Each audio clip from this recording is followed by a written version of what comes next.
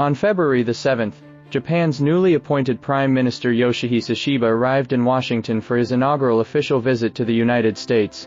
This carefully orchestrated diplomatic engagement, initiated shortly after the November election results, culminated in a closed-door meeting with former President Donald Trump at the White House. The handshake between the two leaders, captured by press cameras, symbolized not just diplomatic formalities but also subtle shifts in the Asia-Pacific geopolitical landscape. According to the joint statement released by the White House, the six-point agreement highlighted Japan's commitment to raising its defense spending to 2% of GDP. This pledge translates to an annual increase of approximately $30 billion in military expenditures over the next 5 years. Pentagon analysts note that these funds will primarily finance purchases of American-made defense systems, including F-35 fighter jets and Tomahawk cruise missiles, alongside upgrades to U.S. military bases in Japan. In exchange, Washington reaffirmed that Article 5 of the U.S.-Japan Security Treaty applies to disputed territories such as the Senkaku, Diaoyu Islands, a policy stance maintained since the Obama administration. For Tokyo, this reaffirmation serves as a critical reassurance, amid concerns over Trump's America First foreign policy approach. A closer examination of the agreement reveals 4 points categorized by policy experts as declaratory principles.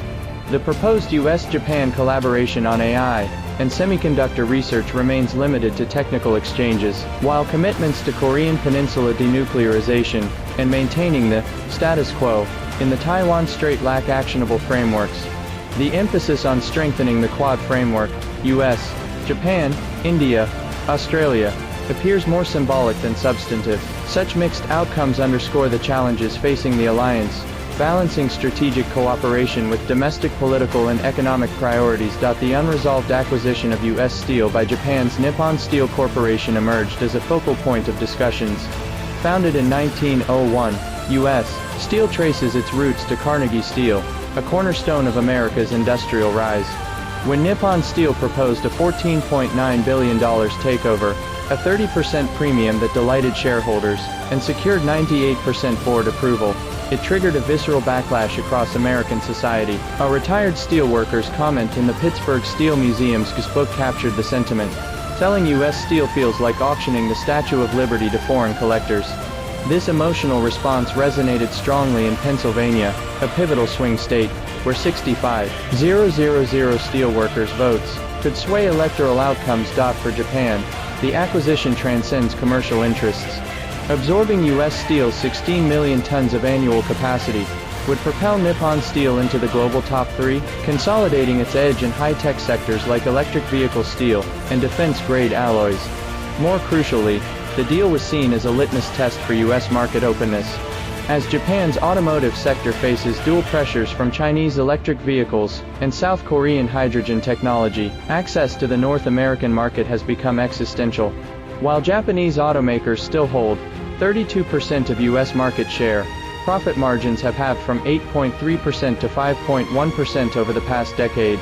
Internal reports from Japan's Ministry of Economy, Trade, and Industry warn that losing preferential access to the U.S. market could shrink domestic auto supply chains by 15–20% within a decade. The Trump administration's compromise, permitting financial investment but blocking full acquisition, exposes Washington's policy dilemma. The Commerce Department continues withholding export licenses for sub-14 nanometers chip technologies to Japanese firms.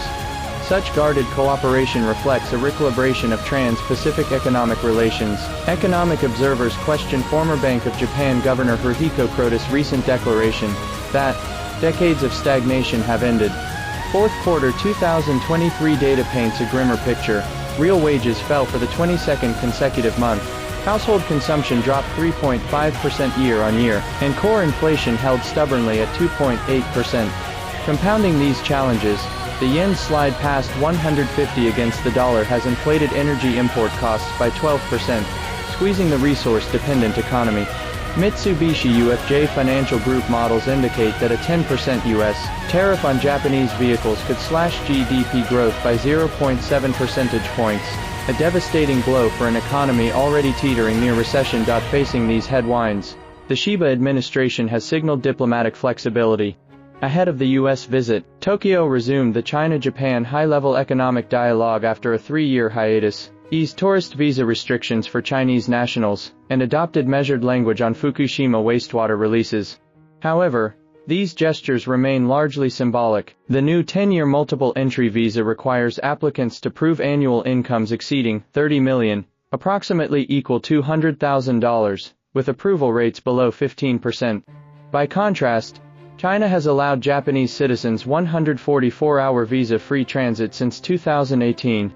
This asymmetry underscores deeper complexities. While bilateral trade fell 10.2% in 2023, Japanese direct investment in China rose 7.3%, revealing a growing disconnect between political rhetoric and corporate realities. Historians caution against conflating current tensions with 1980s US-Japan trade wars. The Toshiba Kongsberg scandal involved clear security breaches, whereas the steel acquisition debate stems from economic nationalism.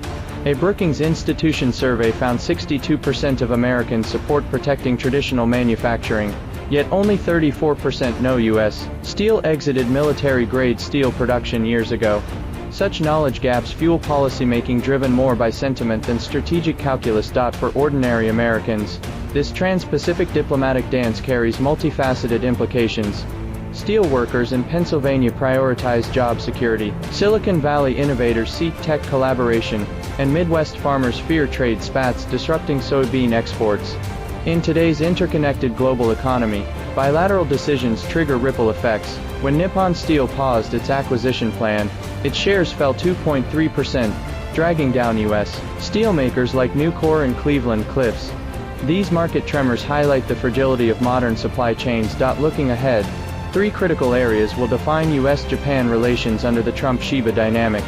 Defense burden sharing. Will Japan's increased military spending translate into operational integration with U.S. forces? Tech decoupling. Can allies navigate semiconductor competition without fracturing innovation ecosystems?